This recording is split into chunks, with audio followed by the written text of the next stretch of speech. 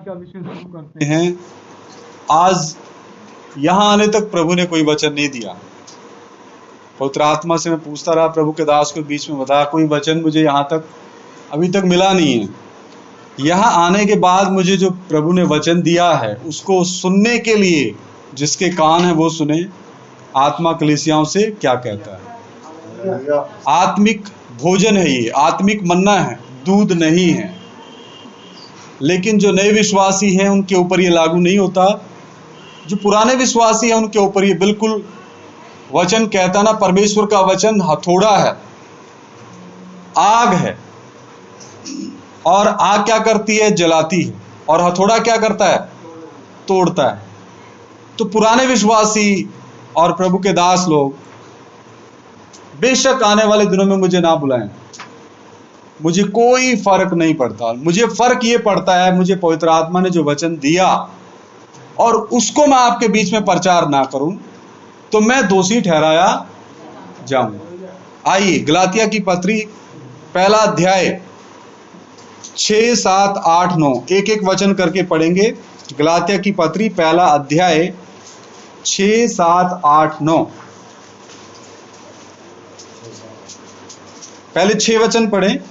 मुझे आश्चर्य होता है कि यहां पर किसको आश्चर्य हो रहा है? प्रेरित पौलुस को गलातिया की कलीसिया के प्रति क्या हो रहा है? आश्चर्य हो रहा है, अचंभा हो रहा है। किस चीज में? हाँ जी, कि जिसने तुम्हें मसीह के अनुग्रह में बुलाया, जिसने यानी पिता परमेश्वर ने अपने पुत्र, अपने दूसरे व्यक्तित्व मसीह यीशु के अनुग्रह में बुलाया, उससे तुम इतनी जल्दी फिर कर। उससे तुम, किससे? उस अनुग्रह से तुम इतनी जल्दी फिर कर, हाँ जी, और ही प्रकार के सुसमाचार की ओर झुकने लगे। किस सुसमाचार की तरफ झुकने लगे? और ही प्रकार के सुसमाचार की तरफ झुकने लगे। कैसे झुके? हाँ जी, परंतु वह तुम्हारा दूसरा सुसमाचार है ही नहीं। वह दूसरा सुसमाचार है ही नहीं। इसका मतलब प्रेरित पौलुस ने जिस सुसमाचार को कलीसिया, गलातिया की कलीसिया के हृदयों में बीजा था, उनके हृदयों में उस वचन को बिल्कुल परिश्रम के साथ, मेहनत के साथ और दुष्ट आत्माओं के साथ लड़ाई लड़ते हुए बीजा था, उस सुसमाचार को उन्होंने छोड़ दिया और दूसरे सुसमाचार की तरफ ये गलातिया की कलीसिया के लोग हो गए। आगे पढ़े। पर बात यह है कि बात क्या है? ये है कि कितने ऐसे हैं जो तुम्हें घबरा देते हैं। कितने ऐसे हैं जो कलीसिया को घबराते हैं, कलीसिया में घबराहट का कारण बनते हैं। हाँ जी, और मसीह के सुसमाचार को बिगाड़ना चाहते हैं। मसीह के सुसमाचार को क्या करते हैं? बिगाड़ना चाहते हैं। परंतु यदि हम या स्वर्ग से कोई दूत भी उस सुसमाचार को छोड़ जो हमने तुमको सुनाया है, और कोई सुसमाचार तुम्हें सुनाए तो शापित हो। परंतु प्रेरित पौलुस कहता, परंतु जरा सोचो गलातिया की कलीसिया के लोगों, परंतु यदि हम यानी परमेश्वर के ठहराए हुए सहकर्मी, प्रेरित, नबी, उपदेशक, रखवाले, सुसमाचार प्रचारक, इनको छोड़कर इन लोगों ने जो सुसमाचार बताया, स्वर्गदूत भी यदि तुम्हारी कलीसिया में आया हो, यदि उसने कोई अलग सुसमाचार बताया हो तो वो भी श्रापित है। आगे 9 भी पढ़े। जैसे हम पहले कह चुके हैं, जैसे हम पहले कह चुके हैं वैसा ही मैं अब फिर कहता हूं। अब इसका मतलब प्रेरित पौलुस पक्का गलातिया में बार बार आता होगा, गलातिया के लोगों को सही सुसमाचार बताता होगा। मैं तो आज बिलाड़ा में पहली बार आया हूं और मुझे प्रभु ने यहां आने तक कोई वचन नहीं दिया। अब जो असली विषय सुनेगा, बेशक कोई बाहर से या यहीं से उठ करके जाकर ईंट उठा के मारे, मेरे पत्थर मारे, मारो, कोई बात नहीं। स्तिफनुस ने खाए, प्रेरितों ने खाए, हम भी खा लेंगे। मैं उदाहरण के तौर पे कह रहा हूं, लेकिन जो वचन मुझे पवित्र आत्मा ने दिया वो तो प्रचार होके ही रहेगा। आगे पढ़ें। कि उस सुसमाचार को छोड़ जिसे तुमने ग्रहण किया है। इन्होंने ग्रहण भी किया था प्रेरित पौलुस का सुसमाचार, गलातिया के विश्वासियों ने ग्रहण भी किया, मतलब स्वीकार किया। हाँ, एक समय इनको सही लग रहा था। कौन? प्रेरित पौलुस।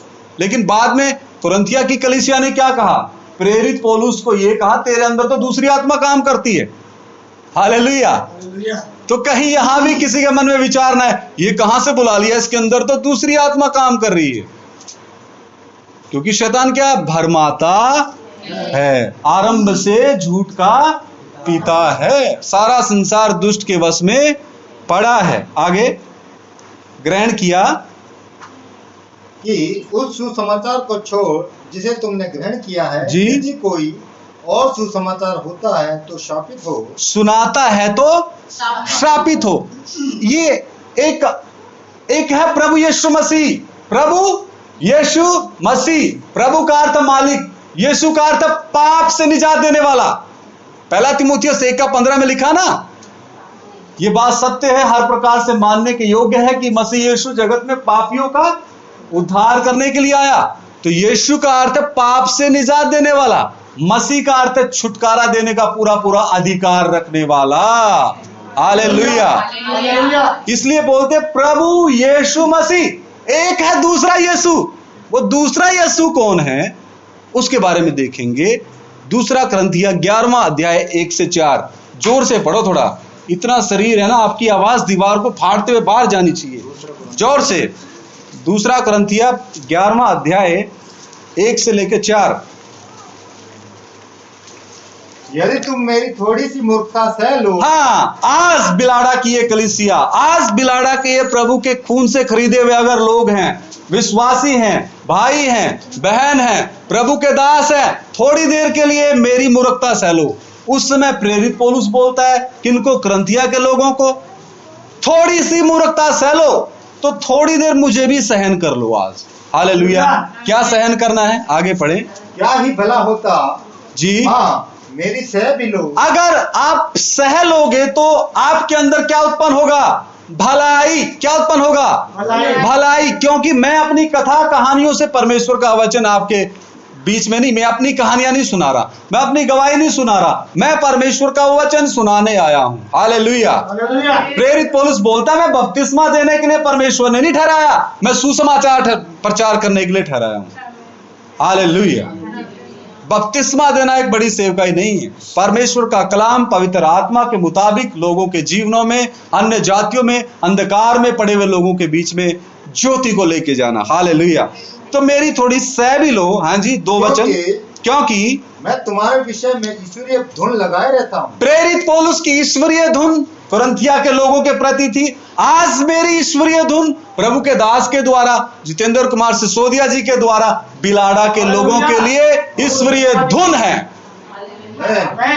हाँ जी, इसलिए कि मैंने एक ही पुरुष से तुम्हारी बात लगाई। एक ही पुरुष से बात, यानी प्रभु यीशु मसीह हमारा दूल्हा है और दुल्हन इस पृथ्वी पे पवित्र आत्मा के द्वारा तैयार हो रही है।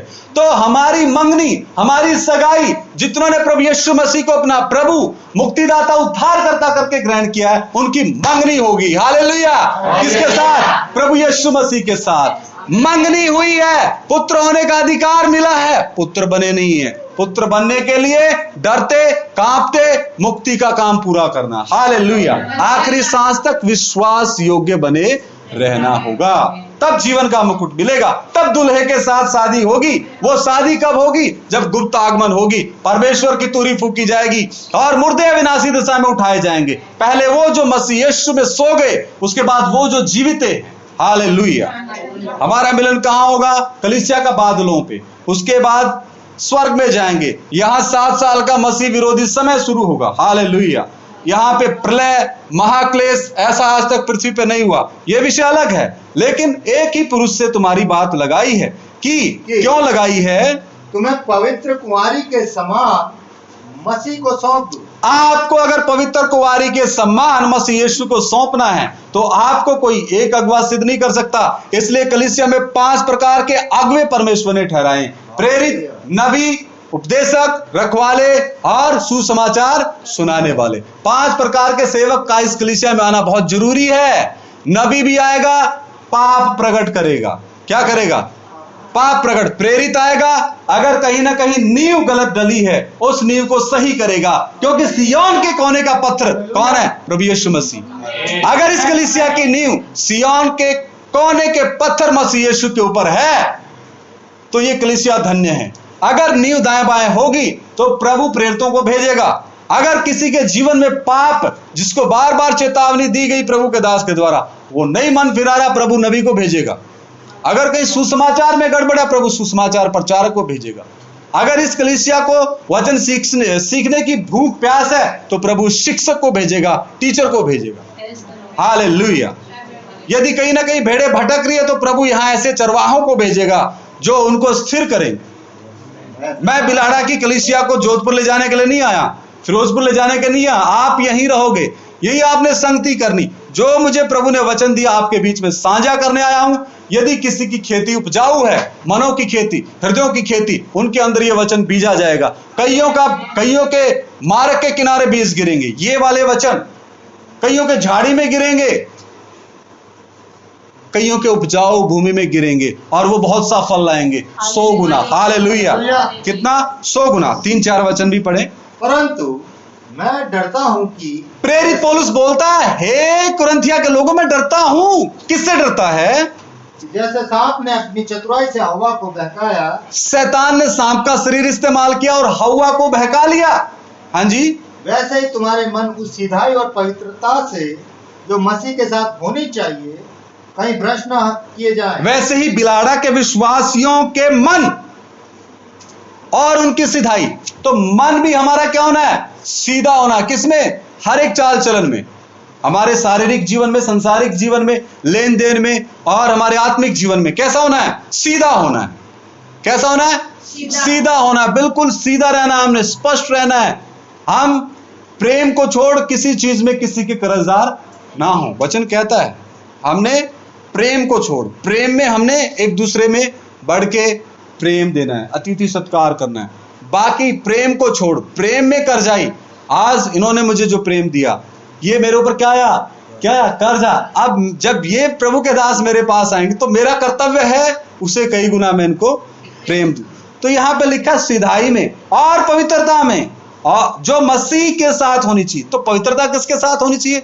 हमारे उद्धार के कर्ता के साथ होनी चाहिए, कहीं भ्रष्ट ना किए जाएं। तो ये तो तैयार है। पहला पत्रस 5 अध्याय की 8 आयत में लिखा ना, 7-8 की शैतान शेर की मानद क्या करता है? घूमता रहता है, किसको फाड़ खाऊं। तो जो वचन प्रार्थना संगति में ढीला है, चाहे वो भाई हो चाहे बहन, फाड़ देगा उसको। फिर फोन करेंगे प्रभु के दास के पास, मेरे साथ ये होगा। पिछले 10 दिनों से क्या संगति में आ नहीं रहा, संसारिकता में है, अपनी मनमर्जी के मुताबिक चलता है। ये सब इंट्रोडक्शन में दे रहा हूं, असली विषय अभी नहीं आया। तो यहां पे लिखा भ्रष्ट ना किए जाएं। अब यहां पे आपको पढ़ने को मिलेगा किसी दूसरे यीशु, कोई और आत्मा और कोई और सुसमाचार। हाँ जी, 4 वचन। यदि कोई तुम्हारे पास आकर किसी दूसरे यीशु का प्रचार करे, किसी दूसरे यीशु का भी प्रचार होता है। हाँ जी, जिसका प्रचार हमने नहीं किया, और मैं उस यीशु का प्रचार नहीं कर रहा, उसकी तो मैं पोल खोलूंगा, हर जगह खोलता हूं। या कोई और आत्मा तुम्हें मिले, एक दूसरा आत्मा भी है। वो किसकी तरफ से? शैतान और लूसीफर की तरफ से है। एक पवित्र आत्मा जो परमेश्वर का तीसरा व्यक्तित्व है। यहां क्या लिखा? कोई और आत्मा, हाँ जी, तुम्हें मिले, जो पहले न मिला था, जो पहले नहीं मिला था, या और कोई सुसमाचार सुनाए जिसे तुमने पहले न माना था, तो तुम उसे सह लेते हो। उनको तो तुम सह लेते हो। किसी दूसरे यीशु का प्रचार करे, उसको सह लोगे। गोरखनाथ जी का प्रचार करे, बाबा जो भी अलग अलग प्रकार के हैं, पैगंबर हैं, पीर फकीर संत महात्मा है, उनका तो आप, हाँ बहुत अच्छा बाबा था, बहुत अच्छा वो पैगंबर था, वो तो उसमें तो शक्ति बहुत थी, हैं, वो तो सारी सांकलों को तोड़ देता था। या मीठा मीठा प्रचार, आपकी मर्जी के अनुसार का प्रचार, आपके कानों को जो मीठा लगे वो प्रचार आपको कोई करे, हाँ जी बहुत अच्छा है। कोई और आत्मा, कोई और सुसमाचार, इन सब चीजों को तो आप लोग सह लेते हो। लेकिन जो सही चीज है प्रभु की आत्मा ने प्रेरित पौलुस को दी, उसको नहीं सह रही। कौन? कुरिन्थिया की कलीसिया। इनमें वरदान भी बहुत थे, बहुत वरदान थे कुरिन्थिया की कलीसिया में। इनमें लड़ाइयां भी उतनी ज्यादा होती, झगड़े, विवाद, और एक समय प्रेरित पौलुस के ऊपर ये शक करने लगे। गलातिया 1:10 में आएंगे वापिस। गलातिया की पत्री 1 अध्याय 10 वचन।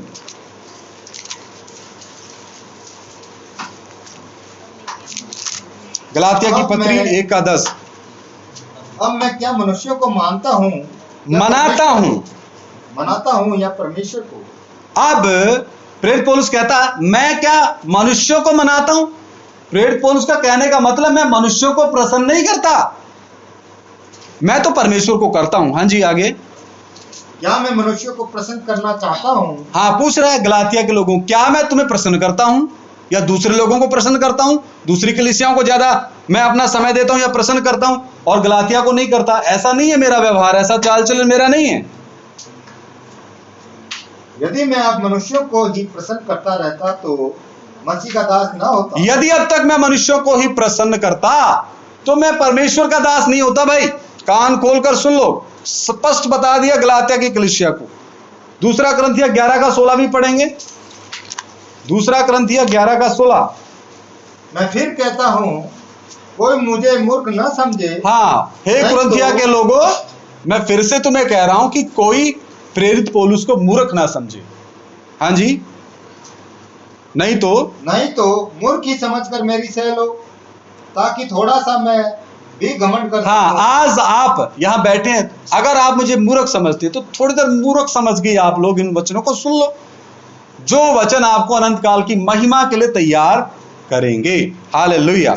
अभी हमारा असली विषय शुरू होगा, प्रभु भोज के बारे में। परमेश्वर के वचन के अनुसार का प्रभु भोज की विधि क्या है? आइए पहला कुरिन्थियों 11वां अध्याय खोलिए। पहला कुरिन्थियों 11वां अध्याय, पहला कुरिन्थियों 11वां अध्याय 23, 24, 25 वचन पढ़ें। क्योंकि यह बात मुझे प्रभु से पहुंची और मैंने तुम्हें भी पहुंचा दी कि प्रभु यीशु ने जिस रात वह पकड़वाया गया रोटी ली। क्योंकि ये बात प्रेरित पौलुस बोलता है, मुझे कहां से पहुंची? पवित्र आत्मा ने दी है। प्रभु के पास से मेरे पास ये बात पहुंची है और मैंने तुम्हें भी पहुंचा दी कि प्रभु ने जिस रात वह पकड़वाया गया रोटी ली। एक रोटी यहां पे जो रखी, जो प्रभु यीशु मसीह की देह को प्रकट करती है, प्रभु यीशु मसीह की देह को दिखाती है। हाँ जी, जो भी धन्यवाद करके उसे तोड़, यानी जब रोटी को तोड़ा तो वो क्या दिखाता है कि हमारे पाप और श्रापों के लिए मसीह की देह को ऐसे ही क्या किया गया? जख्मी किया गया। दोनों हाथों में कील ठोकी, दोनों पांव में कील ठोकी और यहां पसली में भी भाला मारा, सिर पे कांटों का ताज दिया गया। हमारे गंदे विचार थे, मसीह यीशु को कांटों का ताज उठाना पड़ा। हमारे दिलों में गंदगी थी, वहां पे भाला मारा। हमारे हाथ पाप करने के लिए आगे बहुत भागते थे, पांव भी भागते थे। वहां उन्होंने जहां जहां गंदगी मनुष्य के अंदर है, वहां वहां मनुष्य के पुत्र ने क्या उठाई? सजा उठाई। किसमें? शरीर में। आत्मा और प्राण में कहा? धनवान का संगी हुआ। अधोलोक में जहां हमारे आत्मा और प्राण जाने थे, वहां उनके आत्मा प्राण भी तड़पे और पूरी कीमत दी और वहां से निकले, शैतान के सिर को कुचला, वापस क्रूस पे आए, बोला मैं प्यासा हूं। क्यों प्यासा? क्योंकि उनके आत्मा और प्राण हमारी जगह पे तड़प के आए। शरीर में तो कष्ट उठाया, 39 कोड़े खाए और कांटों का ताज, हाथों में कील, पांव में कील, पसली में भाला। आत्मा और प्राण क्या कर रहे हैं? अधोलोक में धनवान के संगी हो रहे हैं। धनवान कहां है? तड़पने वाली जगह में है। धनवान के संगी होकर के पूरी कीमत देके शैतान के सर को कुचल के मृत्यु और अधोलोक की कुंजियां जो आदम से छीनी थी वापिस लेके क्रूस पे कहा मैं प्यासा हूं। क्यों? क्योंकि हे पापी मनुष्य जाति, तुम्हारे लिए आत्मा और प्राण उस अधोलोक में पूरी कीमत दे के आए। और लोगों ने क्या पिलाया? सिरका पिलाया। क्या पिलाया? प्रभु ने नहीं पिया। प्रभु ने कहा मैं अपने आत्मा प्राण अपने पहले व्यक्तित्व को सौंपता हूं। ये अन्य जातियां बहुत सवाल खड़ी करती, प्रभु यीशु मसीह और है, परमेश्वर और है। उनको त्रिएक परमेश्वर का पता नहीं। पिता परमेश्वर के रूप में योजना बनाई, पुत्र के रूप में वही परमेश्वर देहधारी हुआ। यूहन्ना 1:14 में लिखा है वचन देहधारी हुआ। यूहन्ना 1:1 कहता आदि में वचन था, वचन परमेश्वर के साथ था, वचन ही परमेश्वर था। और 14 वचन क्या कहता? वचन देहधारी हुआ। तो जो देह धारण की है वो कौन है? परमेश्वर। 100% अंदर से परमेश्वर, 100% मनुष्य। मनुष्य के तौर पे हमारे पाप और श्रापों की क्या उठाई? क्रूस पे सजा उठाई और तीसरे दिन परमेश्वर होने के कारण मुर्दों में से जीव। और अब आपसे जो बात कर रहा है वो तीसरा व्यक्तित्व पवित्र आत्मा। हालेलुया। तो यहां पे लिखा है धन्यवाद करके उसे तोड़ी और कहा, यह मेरी देह है जो तुम्हारे लिए है, मेरे स्मरण के लिए यही किया करो। इसी रीति से उसने बियारी के पीछे कटोरा भी लिया। अब आती है मुख्य बात, क्या लिया? कटोरा लिया। प्रभु के दास, आप भी कृपा करके ध्यान से सुनना, जो भी प्रभु के दास हैं। कटोरा लिया ये, हाँ, रुको, ये वाला सिस्टम बंद करो। एक कटोरा लिया, आप एक मग ले लीजिए, बड़ा गिलास ले लीजिए, ऐसा गिलास ले लीजिए, या एक कटोरा ले लीजिए, अलग अलग प्याले नहीं होंगे, एक प्याला होगा। Hallelujah, hallelujah. दिनहत्तु नबहस्सु नियत्तरे दिनबिहि। प्रभु की देह एक है। हालेलुया। कितनी है? प्रभु की देह एक है। कटोरा एक होगा, प्याला एक होगा। ये है रहस्य। अनुचित रीति से प्रभु की मेज में सांझे ना हो। हालेलुया। लिखा है कटोरा। हालेलुया। फिर पढ़ें, एक पीछे कटोरा भी लिया, कटोरे नहीं, क्या लिया? कटोरा। ये वेस्टर्न कल्चर को प्लीज मत स्वीकार करो। बेनिहीन, अमेरिका, कनाडा, कितने देशों में जितने विश्वासी उतने छोटे छोटे वो प्याले पोलियो ड्रॉप्स की मानिंद दे रखा। नहीं, अगर कोई बहन बीमार है, प्रभु भोज में शामिल होते वो चंगी हो जाएगी। Hallelujah, hallelujah. यदि कोई बीमार है, उसकी बीमारी जाती रहेगी। भेदभाव ना करें, कलीसिया एक है। अब इधर ध्यान दें, ये गर्दन, यहां से ऊपर काम है मसीह यीशु का। कलीसिया इस गर्दन से नीचे है। यहां क्या सोचना है, क्या करना है, कैसे चलना है कलीसिया को, ये सिर तय करेगा। और कलीसिया का सिर कौन है? मसीह यीशु। वो तय करेगा मेरे खून से खरीदे हुए लोग कैसे चलेंगे। और उसको तय करने के लिए भी पवित्र आत्मा पेंतीकुस्त के दिन से आ रखा है। वो तय करेगा। हो सकता है किन्हीं कारणवश प्रभु के दास को ये उपदेश नहीं मिला, इनकी कोई गलती नहीं मैं मानता, लेकिन आज मिला है। हालेलुया, आज मिला है। एक कटोरा, बड़ा गिलास खरीद लो या कटोरा ले लो, वो आपकी इच्छा, लेकिन एक होगा और उस एक में सभी सांझे होंगे। लास्ट में प्रभु का दास, प्रभु की दासी सांझे होंगे। प्रभु का दास अपने हाथ में लेके जितने परमेश्वर के बच्चे वचन, प्रार्थना, संगति, अलगताई, पवित्रताई में लगातार उद्धार पाके, बपतिस्मा लेके, पवित्र आत्मा का दान पाके, लगातार संगति में आज्ञाकारिता के साथ कहना मानते हुए शामिल हो रहे हैं, 6 महीने या 1 साल से लगातार उनका ऐसा जीवन है, वो ही प्रभु भोज में शामिल हो सकता है। ये नहीं आया राम गया राम, जो मर्जी शामिल हो जाओ। यह विनाश अपने ऊपर लाएगा वो, अनुचित रीति से कोई भी हो। अनुचित रीति से इसमें शामिल नहीं होना है। तो कितने कटोरे लिए? एक। हालेलुया। आगे लिखा है, कहा यह कटोरा मेरे लहू में नहीं वाचा है। नहीं वाचा। अब लोग बोलते हैं, अन्य जाति कई सवाल पूछते हैं, कैसे? और यहूदी, फरीसी, सदूकी और शास्त्री भी यही सवाल पूछते, ये कैसे हमें अपना मांस खिलाएगा, ये कैसे हमें अपना लहू खिलाएगा? हे अंधे फरीसी, सदूकी, शास्त्रियों और इस संसार के अंधे पाखंडी लोगों, क्रूस पे अपना लहू बहाया और कोड़े जब लगते थे मांस निकल के आता। तेरे मार खाने से मैंने शिफा पाई। 39 कोड़े। प्रभु कहता मैं अपनी हड्डियां गिन सकता हूं। इसका मतलब 39 कोड़े खाने से सारा चमड़ा निकल गया और सारा रक्त बह गया। हालेलुया। और अभी नए नियम में ये जो शारीरिक रोटी है, मनुष्य के द्वारा बनाई, ये प्रभु की देह को दिखाता है। इसका आत्मिक अर्थ ये है, ये नहीं हम किसी इंसान को प्रभु यीशु मसीह की जगह बलि करें, उसको काटे, उसका मांस खिलाएं, वो तो अन्याय है, वो तो संसार की रीति है। ये जो रोटी है ये प्रभु की देह को दिखाता है। ये जो दाख रस है ये प्रभु के लहू को दिखाता है। और ये एक नई वाचा है।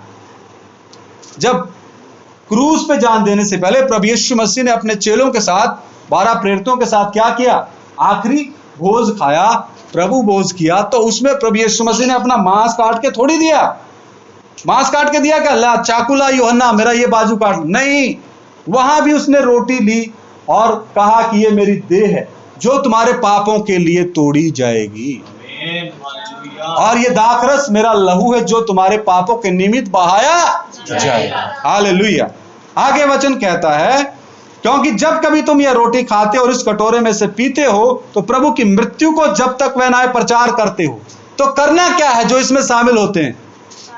प्रचार करना है, प्रचार करना है। जहां तक प्रकाशन प्रभु ने आपको दिया, जिस दर्जे का प्रकाशन प्रभु ने आपको दिया, फिर घर में नहीं बैठना है, और वो बैठ ही नहीं सकता। सचमुच मसीह का वचन अविनाशी बीज अगर अंदर आया वो बैठने नहीं देगा। हालेलुया। 23 तारीख को मैं फिजिकल दे के आया हूं। 100 मीटर 800 मीटर प्रभु ने पास करवाया, कैप्टन का टेस्ट था। बारिश की वजह से वो लॉन्ग जंप और जो शॉर्ट पुट गोला फेंकना वो नहीं हो पाया। वो 30 तारीख को है, तो रेस्ट तो मैं भी कर सकता था, नहीं कर सकता था ना। मैं वहां रुकने का विचार मन में डाला, शैतान ने, ये रुक जाता हूं 30 तारीख, लेकिन फिर मैंने वायदा कर रखा है, मैं जाना है बिलाड़ा में। फिर यहां आया, और अभी यहां के बाद 1-2 दिन के बाद फिर छुट्टी लेके वापस फिर फिजिकल देने जाना है। जब हम नया जन्म पा लेते हैं तो नया जन्म, वो एक विषय कभी फिर लेंगे, वो अविनाशी बीज से होता है। और वो अविनाशी बीज अगापे प्रेम उत्पन्न करता है। ये भी बच जाए, ये भी बच जाए, ये भी बच जाए, ये भी बच जाए। हालेलुया। अविनाशी बीज स्वार्थी नहीं होता, मुझे मिल गई स्वर्ग की टिकट, अब मैं दूसरों को क्यों बताऊं, ऐसा वो नहीं होता।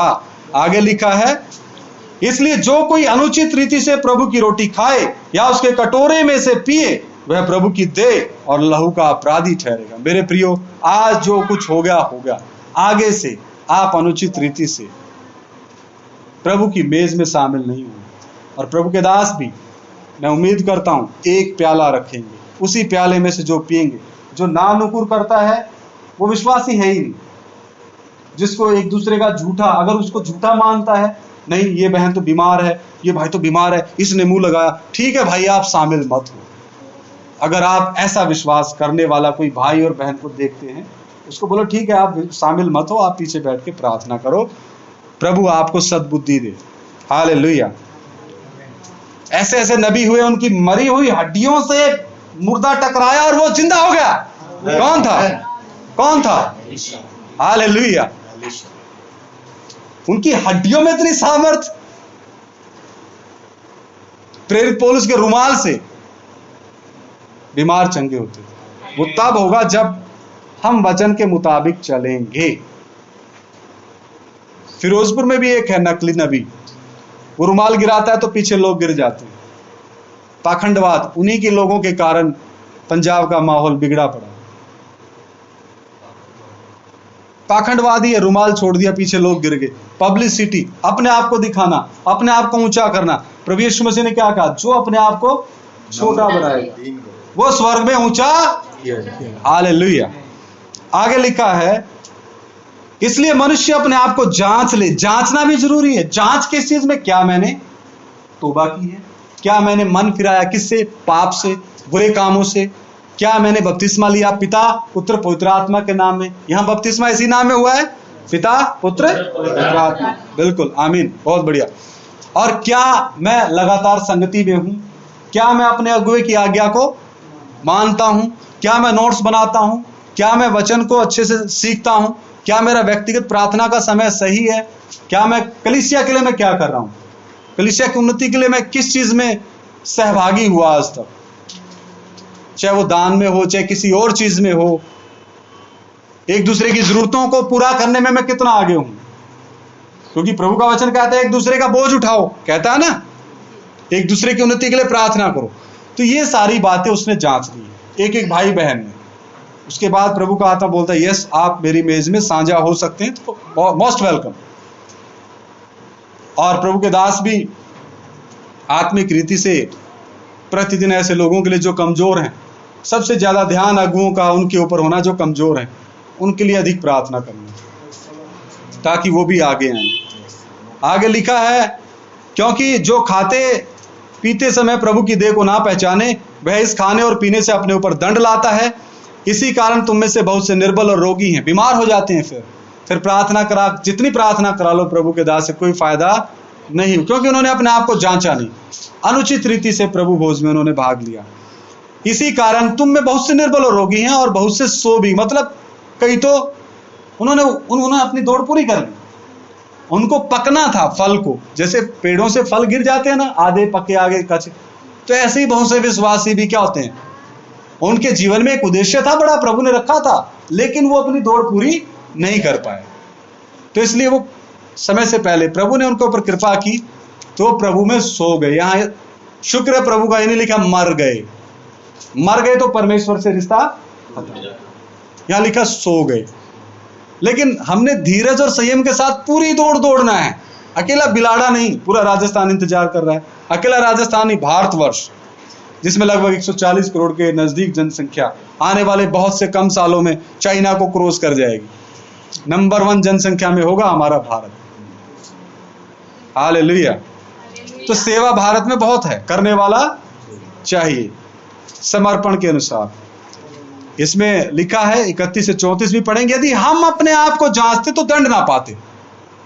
जांचना बहुत जरूरी है, परंतु प्रभु हमें दंड देकर हमारी ताड़ना करता है, इसलिए कि हम संसार के साथ दोषी ना ठहरे। यहां देखो कितना प्रभु का प्रेम है, उस ताड़ना के पीछे भी क्या प्रभु का प्रेम है कि हम संसार के साथ दोषी ना ठहरे। संसार कब दोषी ठहरा जाएगा? अंतिम न्याय में। अंतिम न्याय किनका होगा? दुष्टों का, अधर्मियों का, जिन्होंने प्रभु यीशु मसीह को अपना प्रभु और मुक्तिदाता करके ग्रहण नहीं किया। प्रकाशित वाक्य 20 का 11-12 से यह शुरू है। बड़ा श्वेत सिंहासन, 2 सिंहासन लगने। कितने सिंहासन? पहला सिंहासन मसीह के न्याय का आसन। क्या? मैं विनती करूंगा प्रभु के दास को, आगे यदि मैं आऊं तो एक मार्कर बोर्ड का भी आप प्रबंध करें। कलीसिया ने करना है, प्रभु के दास कहां से करेंगे? कलीसिया ने मार्कर बोर्ड, समझते हैं, व्हाइट बोर्ड, मार्कर और उसका स्टैंड पक्का प्रबंध करके रखना है, ताकि मैं कुछ चार्ट वगैरह लाऊं तो उनमें समझा सकूं आपको। तो एक सिंहासन है मसीह के न्याय का आसन, वो कलीसिया के लिए लगना है जब हम गुप्त आगमन में उठाए जाएंगे, बादलों में मिलेंगे। बादलों के बाद चलो कहां? तीसरे स्वर्ग। वहां क्या है? मसीह के न्याय आसन के सामने खड़े हो जाओ, आपने जो जो किया सबका न्याय होगा। न्याय की शुरुआत हम लोगों से ही होगी, हम बचेंगे नहीं, लेकिन नरक की आग से बच गए। लेकिन वहां भी प्रभु ने कहा ना, मेरे पिता के यहां बहुत से रहने के जगह। लेकिन जो गुप्त आगमन से वंचित रह गया, खतरा है। मसीह विरोधी के 7 साल के समय में वो कष्ट भोगेगा, आखिरी सांस तक वफादार रहा ये देने तक, तब वो स्वर्ग में दिखाई देगा उसका आत्मा और प्राण, अन्यथा नहीं। वो अलग विषय है, हम आने वाले दिनों में प्रभु ने समय दिया तो सीखेंगे प्रभु क्यों ताड़ना करता है, कि हम संसार के साथ दोषी ना ठहरें। आगे वचन कहता है, इसलिए हे मेरे भाइयों, जब तुम खाने के लिए इकट्ठे होते हो तो एक दूसरे के लिए ठहरा करो। यदि कोई भूखा हो तो अपने घर में खा ले, जिससे तुम्हारा इकट्ठा होना दंड का कारण ना हो। शेष बातों को मैं आकर ठीक करूंगा।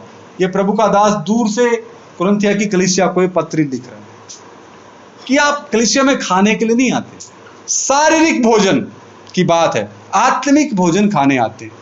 हम मती में से भी देखेंगे इसको, मती 26 का 26 से 29, जल्दी जल्दी करके हम समाप्त करेंगे। मती 26 अध्याय में भी आ जाइए, मती 26 का 26 से 29, जोर से पढ़ें भाई।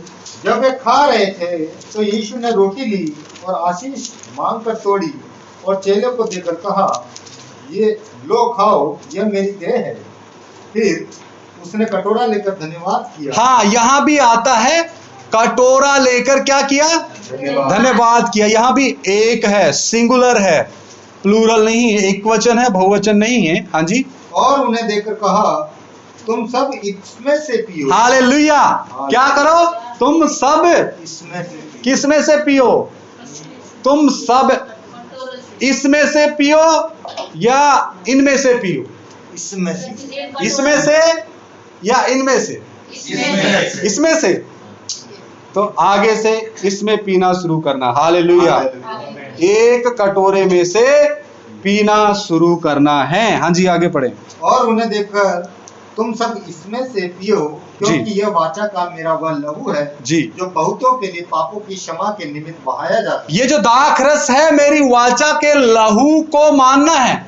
ये जो दाखरस है मेरी वाचा का लहू है जो क्रूस पे हम सब के लिए बहाया गया। इसको मेरा लहू मान के पीना है। इसलिए वचन में लिखा, यदि तुम मेरा मांस खाते हो और मेरा लहू पीते हो तो अनंत जीवन तुम्हारा है। ये नहीं कि ये तो अंगूरों का रस है, दाख रस है, नहीं भाई, मेरे पापी के लिए ये लहू बहाया गया, मैं इसको पी रहा हूं, इसमें जीवन है। ये रोटी प्रभु की देह है, इसको मैं खा रहा हूं, प्रभु की देह को मैं खा रहा हूं, इसमें अनंत जीवन है। नए लोगों को मुश्किल हो रहा होगा, थोड़ा माफी चाहता हूं, लेकिन ये प्रचार आज जरूरी था। लेकिन प्रभु का आत्मा आपको सहायता करेगा और ये रिकॉर्डिंग भी आपको मिल जाएगी, दोबारा भी आप सुन सकते हैं। जी 28। मैं तुमसे कहता हूं कि दाख का यह रस उस दिन तक कभी न पीऊंगा जब तक तुम्हारे साथ अपने पिता के राज्य में नया न पीऊं। हालेलुया। मरकुस में भी आइए 14 का 22 से 25। तीनों सुसमाचार में इसका वर्णन है। मरकुस 14 का 22 से 25। जब वे खा ही रहे थे, उसने रोटी ली और आशीष मांगकर तोड़ी और उन्हें दी और कहा, लो यह मेरी देह है। यह मेरी देह है। फिर उसने कटोरा लेकर धन्यवाद किया। क्या लिया? मरकुस भी बोलता एक कटोरा लिया गया। हालेलुया। कटोरे नहीं, एक कटोरा लिया गया। हाँ जी। उन्हें दिया और उन सब ने उनमें से पिया। उन सब ने उसमें से पिया। यहाँ ये नहीं लिखा उन सब में से एक बहन थी या भाई था जिसने नखरे किए। यहाँ लिखा उन सब ने उसमें से पिया, यानी उस कटोरे में से पिया। हाँ जी। और उसने उनसे कहा। हाँ जी। किसने किसको कहा? ये भी ध्यान रखना वचन में। प्रभु यीशु मसीह ने चेलों को कहा, यह वाचा का मेरा वह लहू है, आमीन, जो बहुतों के लिए बहाया जाता है। हालेलुया। मैं तुमसे सच कहता हूँ कि दाख का रस उस दिन तक फिर कभी न पीऊंगा जब तक परमेश्वर के राज्य में नया न पीऊं। हालेलुया। अभी लूका 22 का 14 से 20 भी पढ़ेंगे।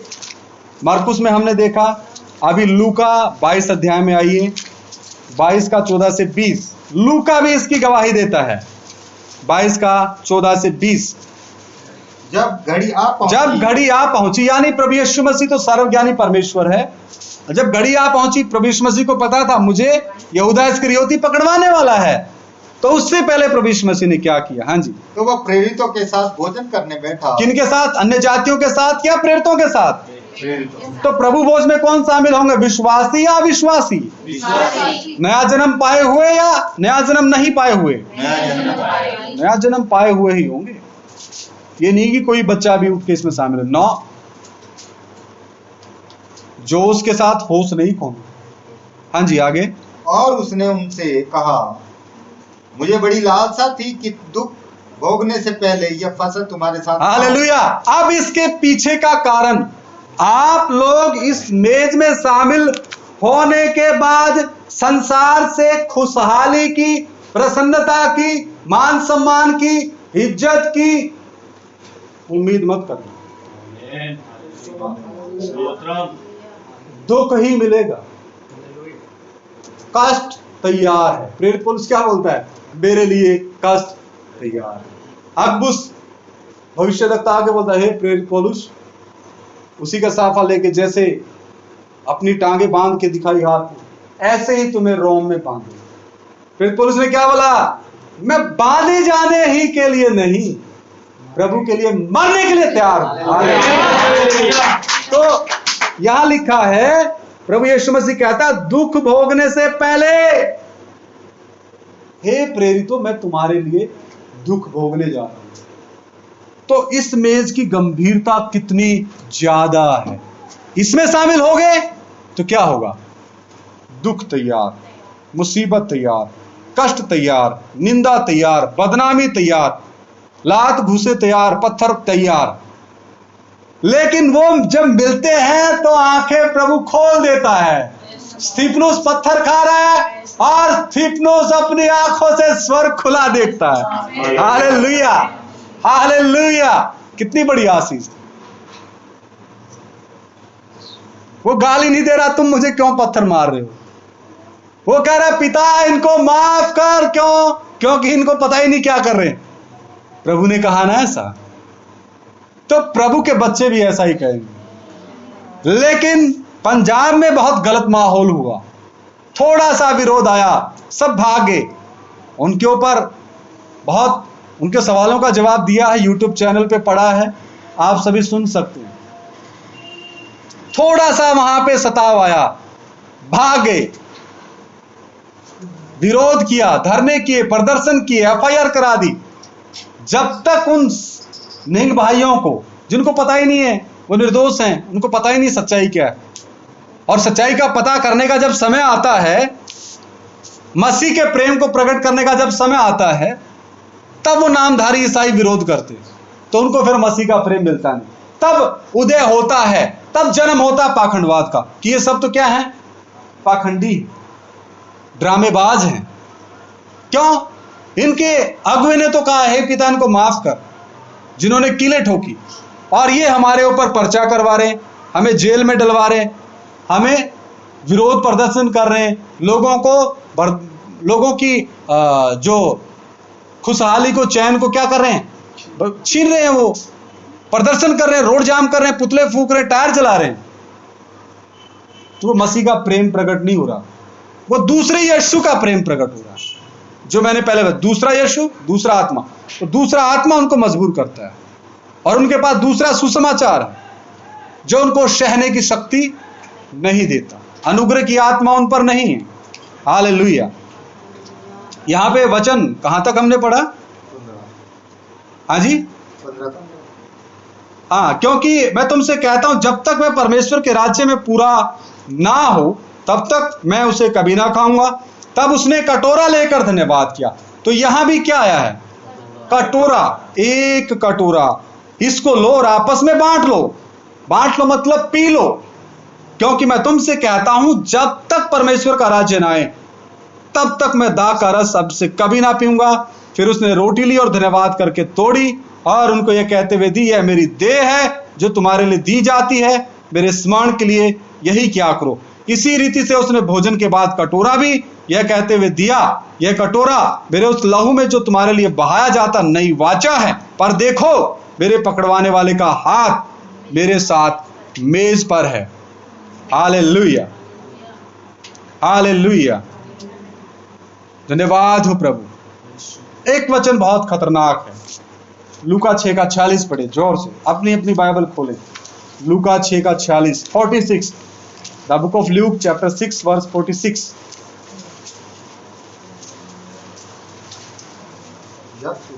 जोर से, आप तो जोर से जब पढ़े। तुम मेरा कहना नहीं मानते, मेरे पीछे पीछे बोले सभी। जब तुम मेरा कहना नहीं मानते तो क्यों मुझे हे प्रभु कहते हो। जो कोई मेरे पास आता है और मेरी बातें सुनकर उन्हें मानता है, मैं तुम्हें बताता हूँ कि वह किसके समान है। वह उस मनुष्य के समान है जिसने घर बनाते समय भूमि गहरी खोदकर चट्टान पर नींव डाली, और जब बाढ़ आई तो धारा उस घर पर लगी, परंतु उसे हिला ना सकी, क्योंकि वह पक्का बना था। परंतु जो सुनकर नहीं मानता वह उस मनुष्य के समान है जिसने मिट्टी पर बिना नींव का घर बनाया। जब उस पर धारा लगी, धारा मतलब दुख, मुसीबत, कष्ट, परेशानी, समस्याएं, तो वह तुरंत गिर पड़ा और गिरकर उसका सत्यानाश हो गया। इस कलीसिया का नहीं होना चाहिए सत्यानाश। आप लोगों ने सुन लिया, हालेलुया। आप लोगों ने प्रभु भोज का सही उपदेश सुन लिया। अब आपका कर्तव्य है ये उपदेश आसपास की कलीसियाओं में भी बांटे। हाथ जोड़ के विनती है, प्रभु भोज में अनुचित रीति से कोई शामिल ना हो। ये उपदेश बांटें, ये रिकॉर्डिंग थोड़ी देर बाद नेट पे मिल जाएगी, इस रिकॉर्डिंग को आप बांटें, ये भी सेवा है। और भी जो वचन है उनको भी आप बांटें और प्रभु के दास को सेवकाई में सहयोग करें। प्रभु के दास हैं, प्रभु के दास यहाँ हैं, इनको सेवा में क्या करें? सहयोग सिर्फ धन से नहीं होता। एक भाई के पास धन है, वो धन से सहयोग कर सकता, एक के पास धन नहीं है, वो दूसरी तरह के कामों से मदद कर सकता है, जैसे पवित्र आत्मा उसको अगुवाई करता है। और सेवा धन से नहीं, सेवा अंदर मन से शुरू होनी, अंदर से आग शुरू होनी। हालेलुया, आत्मा की आग। आज का संदेश यहीं तक था। थोड़ी देर आप घुटनों पे बैठ के प्रार्थना करें। ये वचन चुराने के लिए शैतान बाहर खड़ा है, उसके दूत खड़े हैं। वचन में लिखा है ना, जो सुनकर तुरंत मान लेता है, ग्रहण कर लेता है, शैतान आता है कईयों के हृदयों से वचन को चुरा ले जाता है। तो आप अपने हृदयों को यीशु मसीह के लहू से ढक लो कि आज जो वचन सुना, कोई अंधकार की शक्ति उसमें हिम्मत नहीं है इस वचन को चुराने की। Hallelujah, hallelujah. जिससे घुटने पे नहीं बैठा जाता, आराम से बैठ के प्रार्थना कर। हालेलुया, धन्यवाद हो, धन्यवाद हो राजाओं के राजा, प्रभुओं के प्रभु। ये वचन इनके हृदयों में बीजा कई गुना फल रहे। ओ प्रभु, कई गुना फल रहे पिता परमेश्वर। प्रभु बोझ की सही विधि इनके जीवनों में कार्य करे, ये वचन इनके जीवनों में कार्य करे। हालेलुया।